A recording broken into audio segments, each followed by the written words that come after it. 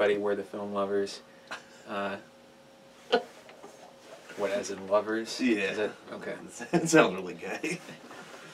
We love films. Yeah. So we're here to talk about them. And we hate each other. So that's... My name's Alex Gandolfo. My name's Vincent Michael, I think. So we're talking about 3 Scorsese films. Right. Most notably, it's the 3 films that Joe Pesci was in, actually. Yeah. Didn't really think about that when we were coming up with the idea. So that's the connecting theme for these. Yeah. So starting chronologically with Raging Bull. Yep. 1980. Yep. I think Roger Ebert said it was the best film of the 80s. Yep. Right? Mm-hmm. In case you don't know about it, it's about Jake LaMotta's career. He was boxer. Yeah, boxer. He was emotionally self-destructive boxer. He was pretty much it. Yeah, I mean, apparently a lot of his anger came from, which they don't include this in the movie, but I guess he was deaf for most of his life. So. Yeah. I know one thing that you always point out, which I always liked, was the opening. Yes, it's with the one music. of my favorite openings, yeah. Slow motion. The slow motion of just him alone in the ring with a beautiful piece of, I believe it's an Italian piece of classical music playing, just gorgeous. The black and white photography is just fantastic. I was going to say, that's... it's just great. I love the black and white photography, yeah.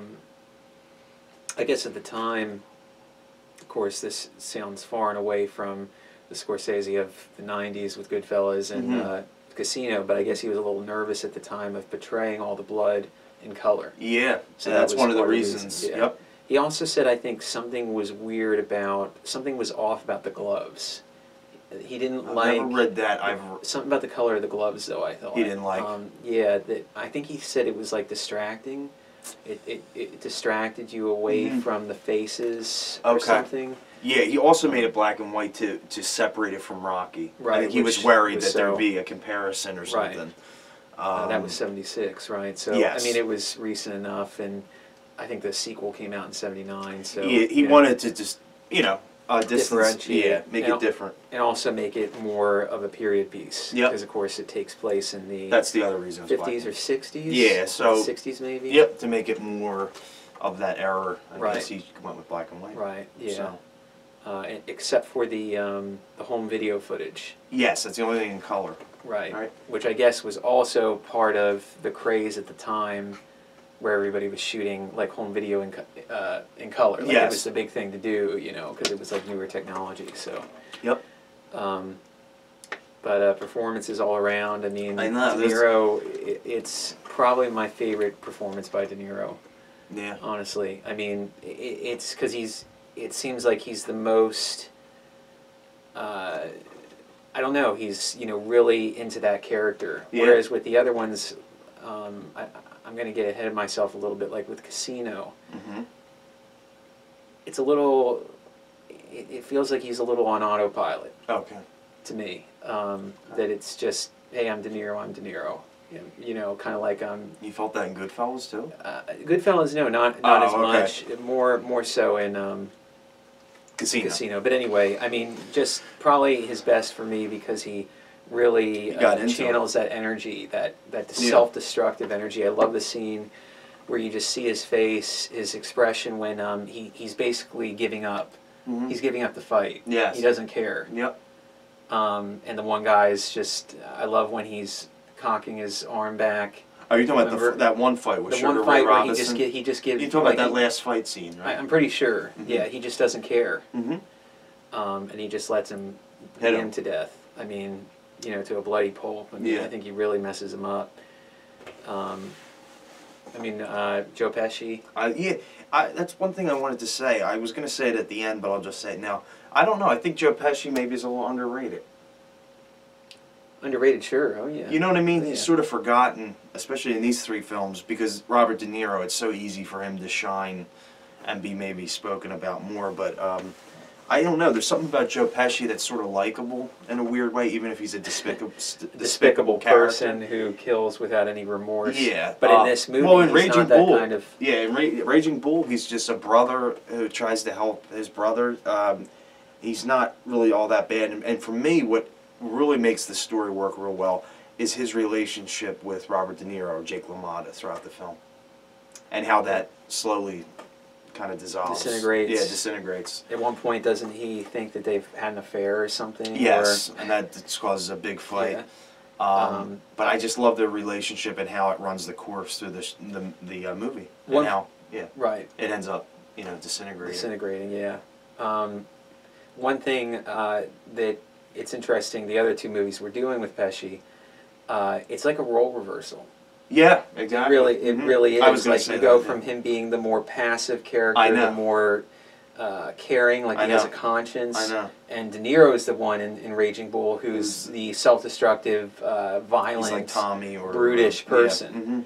Yeah. And then the subsequent I know. those other films that he did with he plays Scorsese. To me two similar characters actually, to be honest, in Casino and Goodfellas. They're pretty similar to me. That is one criticism a lot of people point out. I'm not saying it's a criticism or not. I'm just saying they're definitely similar. Yeah. But do you agree? Don't you think that Joe Pesci, there's something about him? Yeah, he has a very interesting energy that he brings to the screen. Even though he's playing a character, like something about himself as a person actually comes through. In a good way. I mean, it makes you... In a good way, even though he's playing these despicable people. Except for Raging Bull, but yeah. Yeah. He's not despicable in Raging Bull. I don't think he's great. No, not in Raging Bull. And he's not...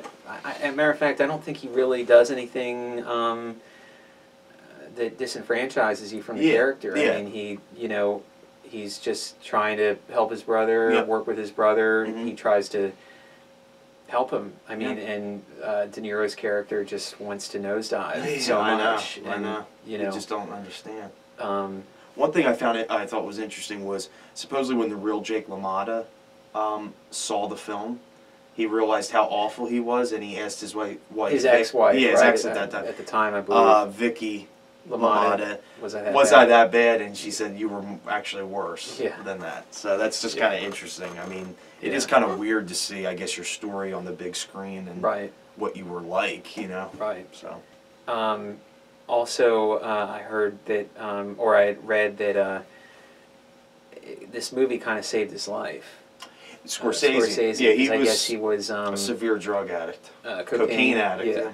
He was in the hospital. I think he just overdosed. Right, and De Niro, from working with him on Taxi Driver, they had they were good friends by that point. I believe. And he visited him in the hospital. Right, and he said, "You got to get back to work, man." Yeah, and he said that should be your project back.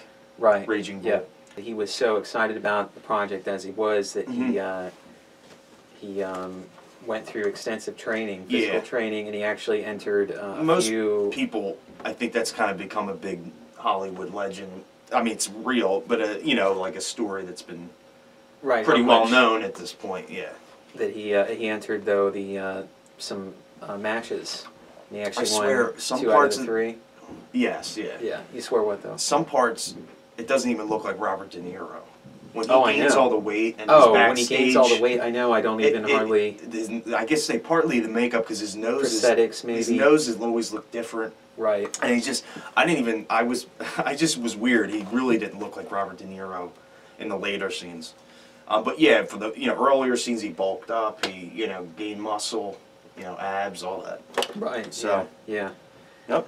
And like you were saying, I think they had to shut down the production for about 4 months. Well, yeah. I mean, the human body has to, yeah. So. And I know the boxing scenes took a long time to shoot, I think weeks. So one thing that was interesting was the final fight with Sugar Ray Robinson. Martin Scorsese used the shower scene in Psycho as a template. He used Hitchcock's storyboard. Anyway, so yeah, Raging Bull's a great movie. I mean, it's one of the best movies of all time. Yeah, I mean, definitely, in my opinion, too. Well, it's probably my favorite Scorsese. Is it really? Yeah. Okay. Yeah. Okay. So, anyway. All right, so we're going to move on to Goodfellas, which came out in 90? 1990. 1990. Yeah. And, now, Alex just said, this is probably my favorite Scorsese film, which is maybe a little bit of a cliche at this point. I think everybody says Goodfellas is amazing. I can't fault you for it. Yeah, I mean,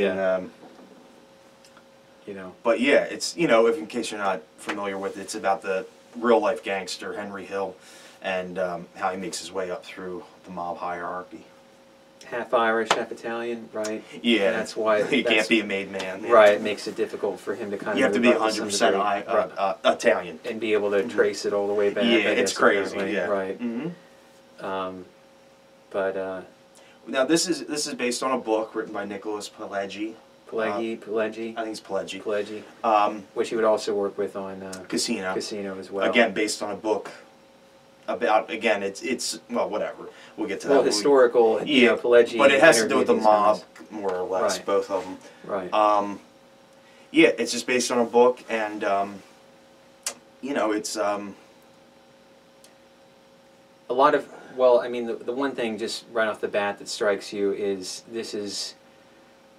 You know, I'm not familiar with a lot of Scorsese's other work, but it uses entirely a pre-recorded soundtrack of tunes from the 60s, 70s. There's no orchestral like soundtrack. No, not like Raging Bull, right? Nope. And even of course Raging Bull, though. Casino and Goodfellas, I don't think they both take other songs from, you know, bands and stuff. It's a soundtrack. Right. Yeah. It seems like he really has something for the 50s, 60s, a little bit of the 70s. You hear sometimes maybe. He uses Rolling Stones a lot. Too. Yeah, a lot. Right. Like Give Me Shelter, I think he uses twice in Casino. I think. Cream. He also. Either Cream. You know. Yep. Toad. He used Toad. That's in Casino. But, Sunshine. Sunshine of Your Love in this one. In the bar scene. In particular, I remember Robert De Niro walking in slow motion in that song. Right. Yeah. The other thing that strikes me right off the bat is just the quick cutting, the quick, you know, the editing. You know, it seems like the whole movie runs, you know, a mile a minute, you know, a second. I mean, it's just very fast-paced in the editing. Yeah, one of the best sequences, and I'm not, if this is anything original, is the scene where Henry Hill finally gets caught. He starts to become careless because he's become a cocaine. Cool. It is original in itself, right? I'm saying it's not original to say it's a great scene. Oh, it's right. Been said, okay, yeah. That's what I wanted to clarify. If you look, it's amazing. I mean, Scorsese totally changes his style in that whole sequence where it is way more frantic. There's a lot more like handy cam shots, so it's like that's true. Yeah, it's just more frantic, more uncomfortable. Adds to the feel. Yeah, because he's explaining this last day before he finally gets arrested. And just things are, you know, going really fast, quick cuts. Like I said, you know, shaky cam. It's not very steady a lot of times, and there's good music playing in the background through that whole sequence. And the music keeps changing, I think, as the scene changes. It's really well done. And on top of what you're seeing you're also it's what you're hearing, because there's the constant voiceovers. Yes, yep. You know, that's another thing that hits you with this movie. Yep. You know, just the constant, which I like voiceovers because it's giving you internal dialogue. Internal dialogue. It adds, you know, more of a dimension beyond the visual. That was one thing that was cool. Like you just said with Goodfellas, Ray Liotta's voiceover, or Henry Hill, whatever. He would explain how some of the mob scams worked. And I thought that was cool. Otherwise it would be lost. It would be, and it's just kind of interesting because it's informative as well. Right. As far as how accurate that is, I don't know. There is something weird about Goodfellas to me, is that Martin Scorsese took a lot of time and work to make it authentic, as authentic as possible. So it always made me laugh to find out that most of this movie was improvised. Yeah, right. Right. And so it's just funny because he was so articulate, you know, he wanted everything to be so authentic and real, and then to go, well, you know, to trust the actors. Actors just do their thing. So most of the conversations are just improvised. So it's not based on necessarily real conversations that happen. The whole thing, you think I'm funny. What am I, a clown? Right. With Joe Pesci and that's based on a story when he was a waiter, I believe. He went up to he went up to a mob guy and said, "Oh, you're funny," or whatever. For and this joke mob guy made, did exactly what Joe Pesci does in the movie. And apparently he told Scorsese, and Scorsese said, "We're going to try to do it." Liotta wasn't in on it necessarily, so he didn't know what was going to happen. Yeah, supposedly the deal was that they didn't tell any of the actors, so they didn't expect that to happen. So they wanted genuine reactions. Right. And obviously, I mean, it's one of the most famous scenes in movie history. Yeah. It is a great scene, and it's just funny to think that a lot of it's improvised. This movie. Yeah, it just it's crazy. Flows so well. Yeah, so. I think to be honest, I think Scorsese wanted it improvised because he wanted it to seem like real conversations and realistic. Right, very organic. Not scripted. He wanted it to seem very organic. Exactly. Dialogue, yeah. So, yep. There's so many good things in this movie. I mean, I know. We could go on for hours, probably just analyzing it. I love the one scene. It's pretty late in the movie, but the one scene with Lorraine Bracco, where she's walking away from De Niro's character on the sidewalk, and she suspects that there's a hit. They're trying to kill her. Mm-hmm. Yeah, I mean, it just I love that scene too, because you're actually, as a viewer, I always question myself in that. Even when I rewatch it, is he really doing something, or is he not? I don't really get it. You kind of tend to think, yeah, he probably is doing something, but then you're like, well, I don't know. It just seems odd. Yeah. It's it's really interesting. And De Niro, I mean, does he ever have voiceovers? He's not one of the point of view characters necessarily. I don't know. What I was going to bring up, one cool thing is most movies only have one narration, like the main character. This movie has multiple. I mean, it'll Bracco switch. Has some. Yeah, it'll switch from Ray Liotta to Lorraine Bracco, and it'll say what she's feeling at that moment, and it's kind of cool. I mean, to get all those perspectives. Oh my God, Madonna and Tom Cruise. Producers, considered it. The producers considered having them be in lead. Probably Bracco's character would be Madonna. And Henry Hill probably would have been Tom Cruise. Right. Let's say that. Oh my God! Say thank God that I guess Martin Scorsese had a choice on that, because that would have been some kind of control. Yeah, that would have been a disaster. Wow. I don't see them in the role in any kind of capacity. No. I mean, they would have totally taken you out of the film. I think it would have been bad. Yeah. So thank God that didn't work out. Yeah. It also had one of the worst screen tests of all time. I think in Scorsese's experience, it was the worst. Yeah. In particular. Oh, I know. Yeah. Yeah, and he thought it was funny to that point. Yeah. And I mean, for whatever reason, though, the film was left unedited, unchanged. The studio, I don't think, made him change a scene. I think because they almost just probably didn't care at that point. They were just like, whatever. It probably wasn't a very expensive movie to make. They probably didn't have a lot riding on it, I can imagine. I can imagine, yeah. I mean, yeah, he was known critically for Taxi Driver and Raging Bull, and the funny thing with Scorsese is the 80s was quite a lull for him, though. Well, wasn't it? But most of his movies really didn't do that well. Oh no! At the time they released, critical acclaim, and after over time they built an audience. Right. Raging Bull was one of the films that bankrupt United Artists. So that and Heaven's Gate, I believe. I think Heaven's Gate was the real film that bankrupt, totally shut down United Artists. But Raging Bull didn't help because it bombed big time. I don't think anybody saw it.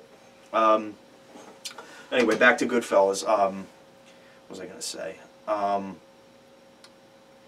Supposedly Ray Liotta's mom died of cancer while shooting, and he used the rage that he was feeling over losing his mother for certain scenes. Right. Including the scene where he attacks the neighbor. Because he was trying to fool around with Bracco's character. Yes. Yep. Right. And so that's one of my favorite scenes too. It's good. It's so well shot. The tracking shot where he's showing him walk over. It just builds the suspense and the anticipation of what's going to happen. It's so well done, and then he hands her the bloody gun. Right, and she says she kind of gets off on it. Yeah. It's a great scene. Yeah. Another one. I'm sorry. What were you going to say? I was just going to say, I also like the one part where he does get arrested. Like literally when he finally does, and she's trying to hide the cocaine. Yes, that scene's also very well done. Yep. Bracco, I mean, she's really good. She does a really good job. I know. Yeah. really well. I mean, just her crying and her being upset.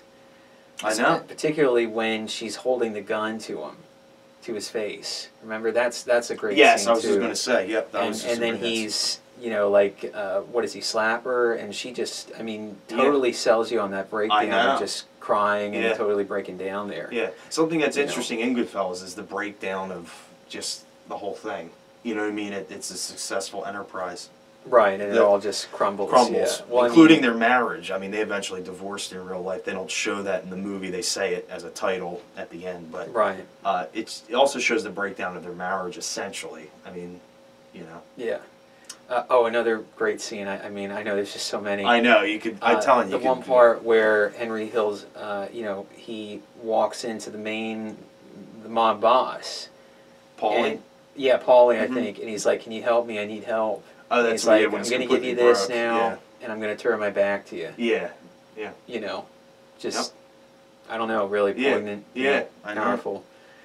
I had a question, though, because I told you about this movie years ago, and I think I let you borrow my DVD. I know, I had a negative reaction. You didn't like it? I cannot believe you didn't like it. So I just didn't have a taste. I'm shocked. I didn't have a taste for it at the time. One of the criticisms which shocked me was Ray Liotta's laugh. And I'm just like, what is that? Yeah. I mean, dude. For the one scene, why do you think I'm so funny? Yeah, it was, I mean. I know, that was a stupid thing. Yeah. So Joe Pesci won the Academy Award for Goodfellas. So. One of the shortest speeches, apparently, right? Yeah.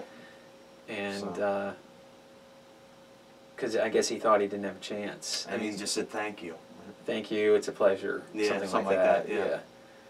And, I know Hitchcock said one of the shortest. His is the shortest, I believe.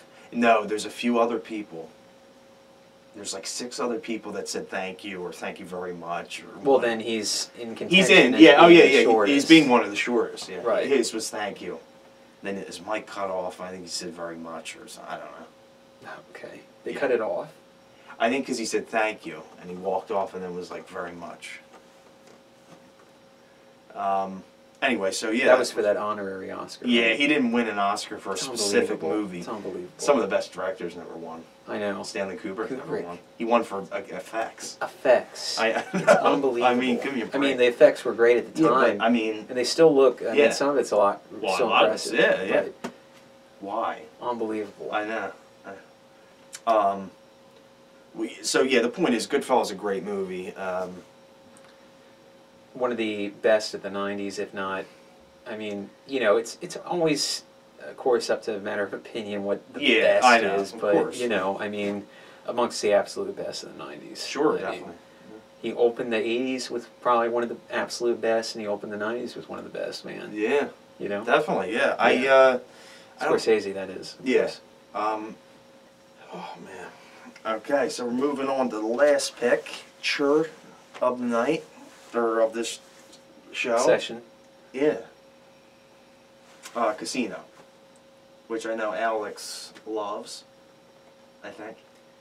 You've recommended it to me a couple of times. Yeah, I mean, it's, you know, the main criticism with this movie, first of all... Well, let's talk about, the basic facts. I mean, 95... again, a collaboration in the writing with Pileggi and Nicholas Pileggi, who had done research and written a novel again. It's based off that novel, I guess. And he also wrote the script with Scorsese. It's both credited. Right. And De Niro, again, stars last time that De Niro would be in and same thing for Pesci, actually. I don't think Joe Pesci worked with him again. Would be in a Scorsese movie. I don't know why that is. I've always wondered that. Yeah. Sharon Stone, who I thought did well, we'll get into that, but, you know, she's in it too, of course, and I'm trying to think any other big name. Oh, Don Rickles. Yeah. James comedian. Woods. James Woods, right, yep, who improvised a lot of lines, I believe. Same kind of feel, you know, a lot of people say it's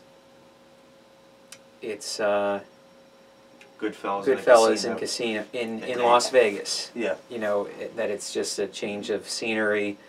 To me, that's not a bad thing. That's not a bad thing. You know, I'd love to see more Goodfellas. So it's like, you know, right. Yeah. So I don't, you know, I really don't care about that criticism. I don't care that, you know, people say Joe Pesci plays the same character. I think he's I mean, I think he's a little different, but he is a little different. Like 90%, yes, he is pretty much the same kind of type of guy. Even though he is the same, this is the movie where, as I was watching him, I thought to myself, you know, Joe Pesci doesn't get enough credit. That's what I thought while I was watching. Yeah. Okay. Yeah. So. Yeah, I mean, I think it's an underrated film from the 90s. I mean, I just don't think people just seem to kind of, you know, they'll say Goodfellas, but Casino kind of gets blown over. That might have to do with the running time too. 3 hours is a lot for some people to sit through. Yeah. Yeah, it might kind of wear on their patience some. Mm-hmm. But anyway, so yes, I really like the film a lot. Vince, I mean, what did you think after seeing it? Well, one of my criticism is actually the running time. I actually will agree with you the second time watching it. Yeah, it's too much. It's too long. It probably could have been trimmed to more like Goodfellas length. 2 hours. 2.5 hours. Whatever. They could have probably trimmed 30 minutes of it.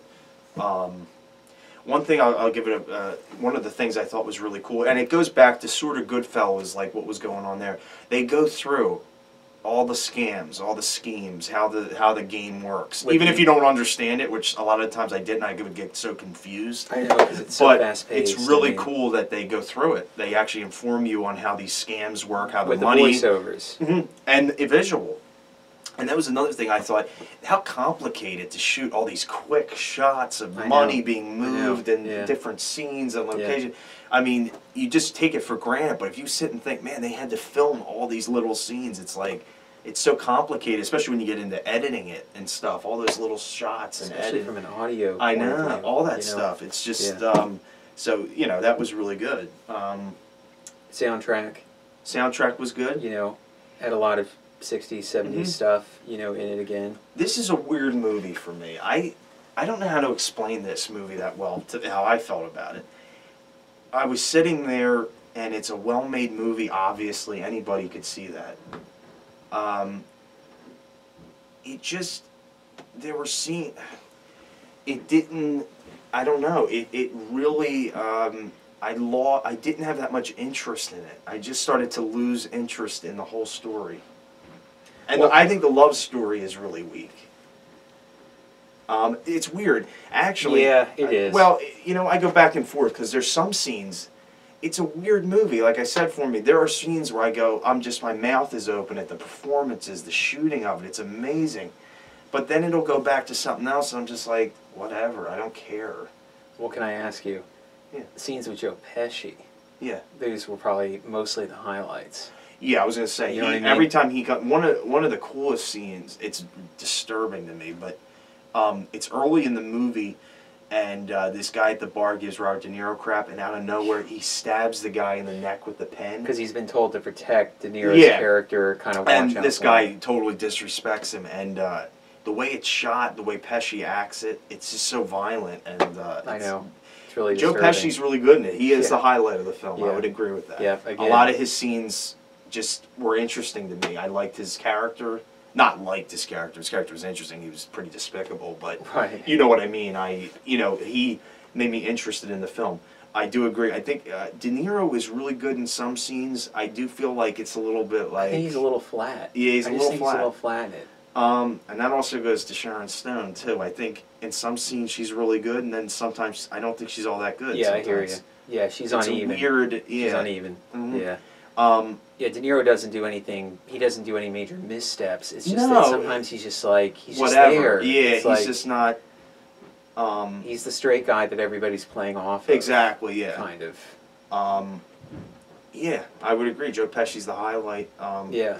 I mean, anything where he's trying to juke the feds, yeah, and I like trying all to that. deal with the feds and all that stuff, you know. And I kind of like the relationship again. It's just funny because in all three they have close relationships. Joe Pesci and Robert De Niro are really either brothers or best friends or whatever. Or even love-hate kind of relationships. Friendly in Casino.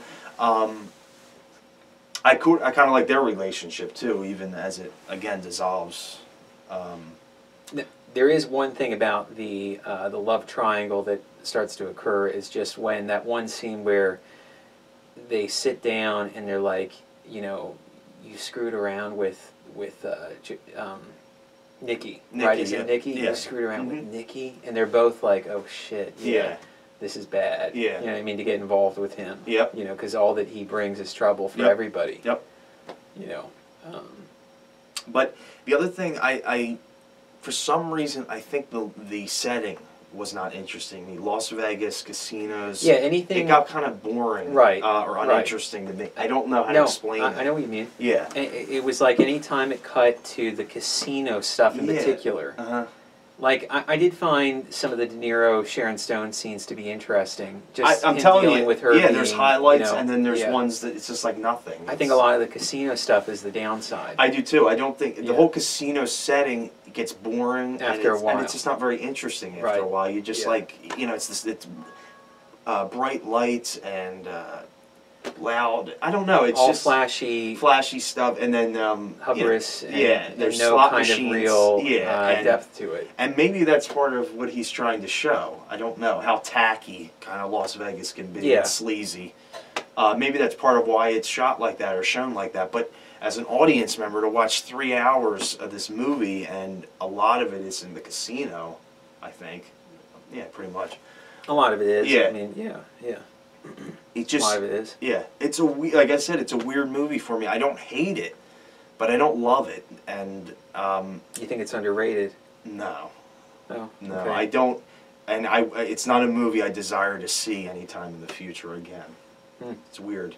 Okay. Like I said, there's highlights, there's some good scenes, but there's a lot of like nothing scenes. I think there's more of just lulls that just nothing interesting happens, which is fine. Some of my favorite movies, there's no plot, but you got to make me interested in the characters or the dialogue or the conversation or the visuals. And again, Scorsese totally directs this as a great director. It's just some things, it's competently made. That's what I mean. It's a weird movie because I'm watching it and going, this is really a well-made movie. Right. It's just part of the writing, maybe. Doesn't have the magic. Yeah, maybe there's just something missing. I don't know. And I don't think it's necessarily Scorsese's fault. I don't think so. So you think it's the material? Just maybe the material that he has to deal with? Maybe, yeah. See, I'm gonna say that it's De Niro. You think it's De Niro's fault? I think it's De Niro and Sharon Stone's fault. I think that they don't bring that much energy. They're just not interesting characters.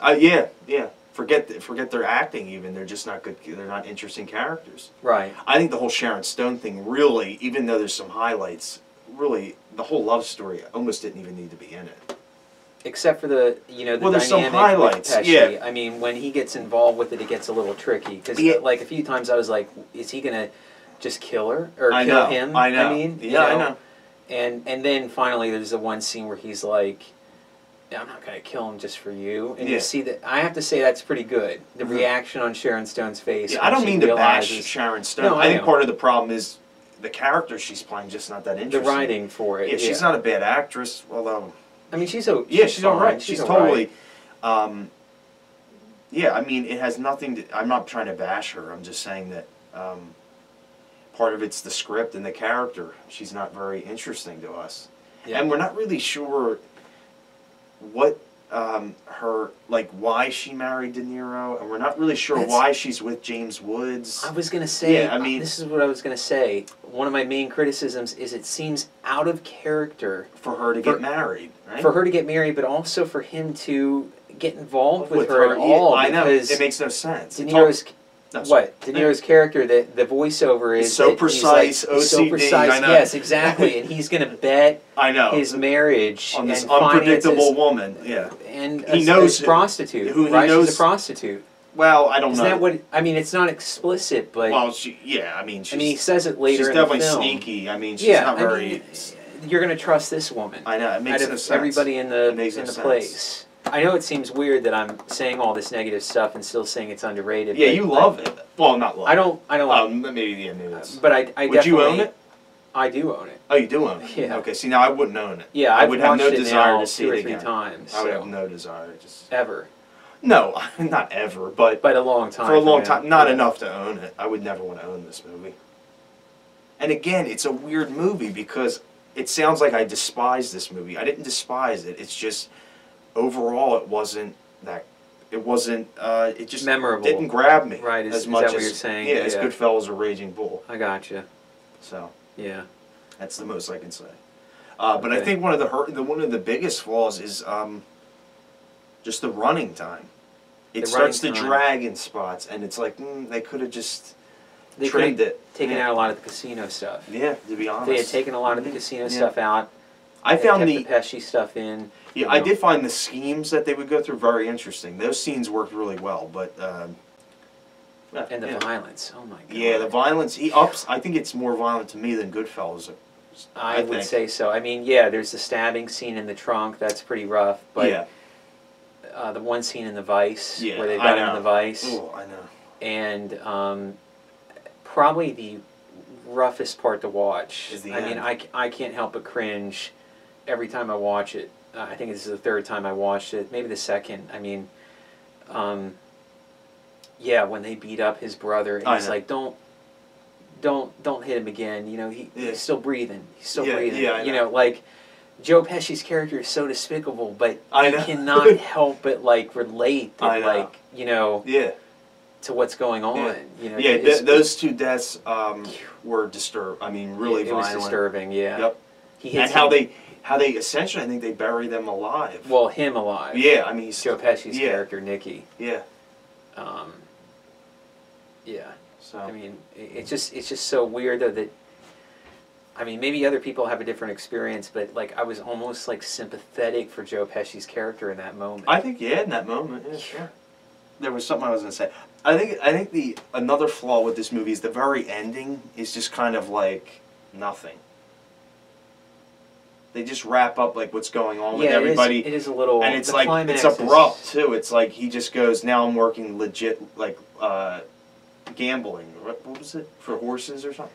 And then he just goes, that's that, and it goes black. Yeah, that was a little bit of a like weird. Anyway, that's all I have to say about Casino.